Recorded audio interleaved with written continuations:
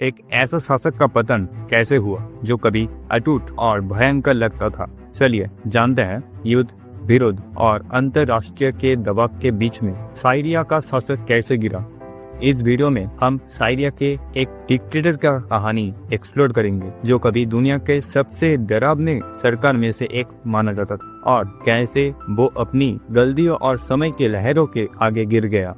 Syria की dictator की गिरने की कहानी हमें बताती है कि तानाशाही शासन का असर कितना खतरनाक होता है, लोगों की स्वतंत्रता के लिए लड़ने की हौसला क्या होता है और इसके असर पूरे विश्व पर कैसे होता है। एक ऐसे शासक का पतन कैसे हुआ जो कभी असंभव लगता था। चलिए इस कहानी को समझते हैं जहां युद्ध और विद्रोह ने तानाशाही को जमीन पर गिरा दिया। सबसे पहले बात करते हैं हफीज अल असाद की, जो 1971 में साइरिया का प्रेसिडेंट बने। उन्होंने साइरिया को काफी सेंट्रलाइज्ड और ऑथोरिटेरियन बनाया। ये एक ऐसा सिस्टम का टाइम था जिसमें फर्स्ट, साइरिया की पॉलिटिक्स पूरी तरह बाथ पार्टी के कंट्रोल में थी, ऑपोजिशन के लिए कोई जगह नहीं थी। सेकंड, हफीज ने इंडस्ट्रीज को नेशनलाइज किया और लैंड रिफॉर्म्स लाए, लेकिन इकोनॉमिक ग्रोथ रुकी रही और इनइक्वालिटी बढ़ती गई। थर्ड, ऑपोजिशन को पीछे खींचना उनकी गवर्नमेंट का एक मेजर पार्ट था।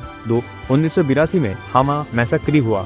ये हामा मैसेक्री क्या है? साइरिया का एक छोटा सा शहर हामा, जहां कुछ मुस्लिम्स हफीज अल असाद के खिलाफ प्रोटेस्ट कर रहे थे और हफीज अल असाद की ऑर्डर से साइरियन अरब आर्मी और डिफेंस कंपनीज के पैरामिलिट्री फोर्स ने 27 दिनों के लिए हामा को घेर लिया और वहां पर गोलियां चली और 25 से 30 हजार लोग मारे गए। 1 लाख लोगों को अपने देश से ही निकाल दिया गया और 15,000 से 17,000 लोग खो गए। इस समय साइरिया एक ऑथोरिटेरियन सिस्टम के अंदर था जिसमें विरोधी को बिल्कुल बर्दाश्त नहीं किया जाता था। फिर हफीज अल असाद हार्ट अटैक से मारा गया 10 जून साल 2000 में। अब बात करते हैं बशर अल असाद की, जो हफीज अल असाद के बाद साल 2000 में साइरिया का प्रेसिडेंट बने। लोगों को उनसे रिफॉर्म्स की उम्मीद थी, पर उन्होंने अपने फादर का ही ऑथोरिटेरियन रूल कंटिन्यू रखा। फर्स्ट, जब बशर अल असाद पावर में आए तो उन्होंने मॉडर्नाइजेशन और रिफॉर्म्स का वादा किया, लेकिन ये प्रॉमिसेस अधूरे रह गए और ऑथोरिटेरियन सिस्टम वैसा ही रहा। सेकंड, अरब स्प्रिंग एक मूवमेंट था जो 2011 में अरब दुनिया में हुआ। इसका शुरुआत ट्यूनीशिया से हुआ, जहां लोग करप्शन और इकोनॉमिक प्रॉब्लम्स के खिलाफ प्रोटेस्ट कर रहे थे। ये मूवमेंट धीरे धीरे लीबिया, उसके बाद इजिप्ट, उसके बाद यमन, उसके बाद बहरीन और साइरिया जैसे 5 और कंट्रीज में फैल गया। इसमें बहुत सारे रूलर्स हट गए, जैसे फर्स्ट ट्यूनीशिया का ज़ैन अल अबिदाइन बिन अली, सेकेंड लीबिया का मुअम्मर गद्दाफी, थर्ड इजिप्ट का होस्नी मुबारक, फोर्थ यमन के अली अब्दुल्ला सालेह। लेकिन साइरिया का लीडर बशर अल असाद को इससे फर्क नहीं पड़ा। उन्होंने ही प्रोटेस्टर्स को वायलेंटली मारना शुरू किया, जिससे 3500 से भी ज्यादा प्रोटेस्टर्स की मौत हो गई। थर्ड, साइरिया को इस वार के बाद सैंक्शंस और कॉन्डेनेशन का सामना करना पड़ा, लेकिन रसिया और ईरान जैसे एलाइज ने बशर की गवर्नमेंट को सपोर्ट किया। फोर्थ, सिविल वार के वजह से साइरिया एक ह्यूमैनिटेरियन क्राइसिस का सेंटर बन गया। इंफ्रास्ट्रक्चर डिस्ट्रॉय हो गया, इकोनॉमिक कोलैप्स कर गई और लोगों की बेसिक जरूरतें पूरी नहीं हो रही थी। फिफ्थ, मार्च 15, 2011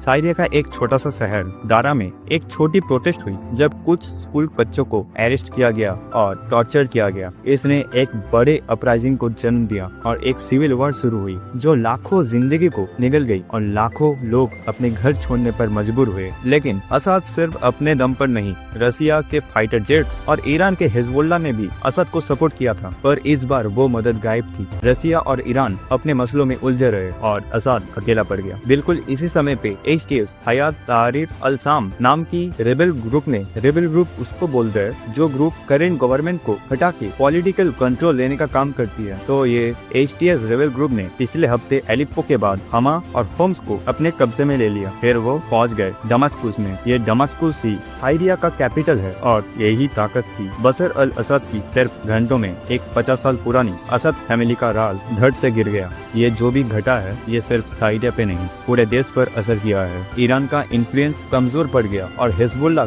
जो इजराइल के साथ एक जंग में कमजोर हो चुका था, वो अब और मुश्किल में गिर गया है। कहा जा रहा है कि टर्की का इसमें छुपा हुआ सपोर्ट था। टर्की के प्रेसिडेंट एर्दोगन ने हमेशा चाहा है कि असाद एक डिप्लोमेटिक सोल्यूशन ढूंढे जो टर्की में रह रहे 30 लाख रिफ्यूजीज को वापस भेजने में मदद करे, पर असाद ने हमेशा इनकार किया। अब सवाल है, अब क्या होगा? HTS का पास्ट काफी वायलेंट रहा है। ये ग्रुप जो कभी अल कायदा से जुड़ा जाता था, अब अपने आप को एक नेशनलिस्ट और डिप्लोमेटिक फोर्स के रूप में पेश कर रहा है। लेकिन क्या उन्हें ट्रस्ट किया जा सकता है? HTS रेबल्स के अलावा और भी ग्रुप्स है जो अपने हिस्से चाहते हैं। ईस्ट में कुर्दिश लीड फोर्सेस का कंट्रोल बढ़ गया और नॉर्थ में Turkey back Syria national army भी एक बड़ा खिलाड़ी बन सकता है। तो ये थी साइरिया की कहानी। हफीज अल असाद और बशर अल असाद के रूल के दौरान एक तरफ सेंट्रलाइज्ड पावर और इंटरनेशनल इन्फ्लुएंस थी और दूसरी तरफ रिप्रेशन, सिविल वॉर और ह्यूमैनिटेरियन क्राइसिस। इस रूल ने साइरिया की हिस्ट्री और उसकी आज की कंडीशन को डीपली इम्पैक्ट किया। तो दोस्तों, आपको क्या लगता है, साइरिया का ये ऑथोरिटेरियन रूल देश के लिए सही था या नहीं? अपने ओपिनियन कमेंट्स में जरूर शेयर करें। वीडियो पसंद आई हो तो लाइक करें और चैनल को सब्सक्राइब करें। जाने का वक्त हो गया। नमस्ते।